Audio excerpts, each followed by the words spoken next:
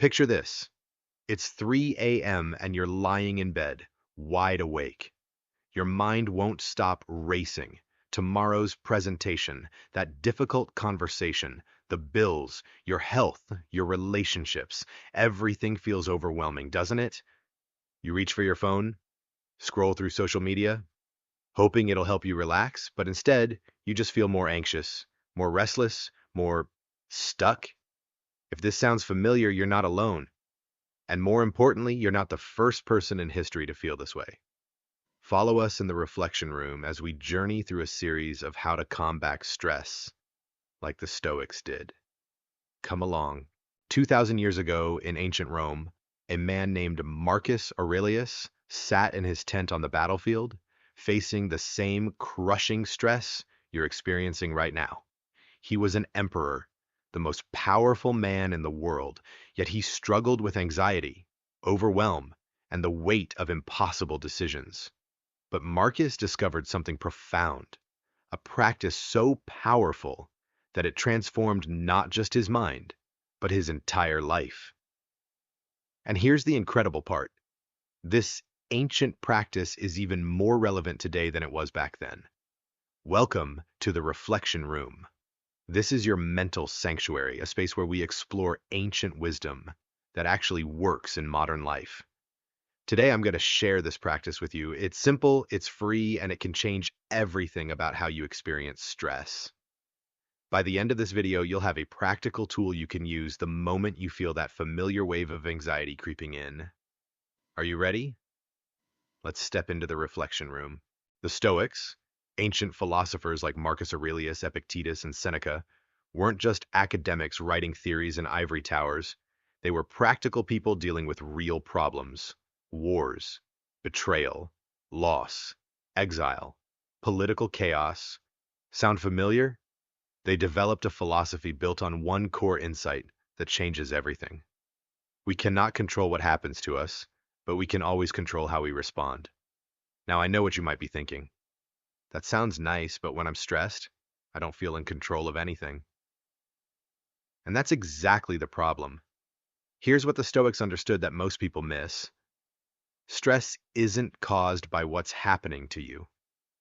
Stress is caused by your thoughts about what's happening to you. Let me explain. When you're lying awake at 3 a.m. worrying about tomorrow's presentation, the presentation isn't actually happening. You're not standing in front of people right now. You're safe in your bed. But your mind is creating a story about failure, embarrassment, judgment, and your body is responding to that story as if it's real. Marcus Aurelius wrote, "You have power over your mind, not outside events. Realize this, and you will find strength." This is where the ancient practice begins. The practice the Stoics used is called the Dichotomy of Control, and it's beautifully simple. Whenever you feel stressed, anxious, or overwhelmed, you pause and ask yourself two questions. Question 1, what here is within my control? Question 2, what here is not within my control? Question 1, what here is within my control? Question 2, what here is outside my control? That's it. But here's why it's so powerful. Let's go back to that 3 a.m. moment. You're worried about tomorrow's presentation. Let's apply the practice. Within your control. How prepared you are, how you frame the experience, your breathing and body language, self-compassion, your effort. Outside your control. Whether people like you, what people think, whether you make mistakes, how others react, the final outcome. Now, here's the game-changing insight. 95% of your stress is focused on things outside your control.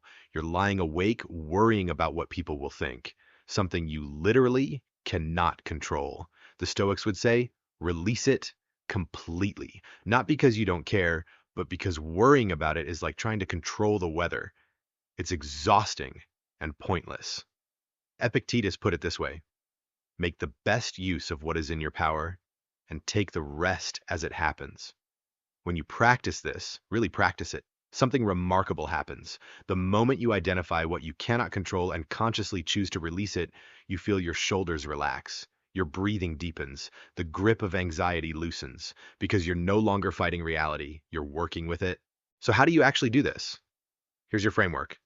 Step 1. The pause. When you notice stress building, stop. Take 3 deep breaths. This creates space between trigger and response. Step 2. The inventory. Get paper or your phone. Draw a line down the middle. Left, within my control. Right, outside my control. Step 3. The categorization. List everything stressing you. Then categorize ruthlessly. If you cannot directly control it, it goes right. Example. Within my control. My effort and preparation. How I speak to myself. My attitude. Whether I ask for help. My breathing. What I do next. Outside my control. Others' opinions. The outcome. The past. Others' behavior. External circumstances. Step 4. The commitment. Left column equals your action items. Focus 100% here. Right column equals practice acceptance.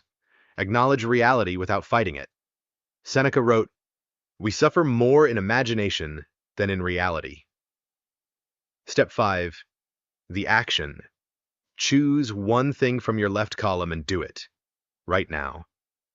Can't control getting the job? Control sending a thoughtful follow-up. Can't control your teenager? Control having a calm conversation where you listen first. Can't control a diagnosis?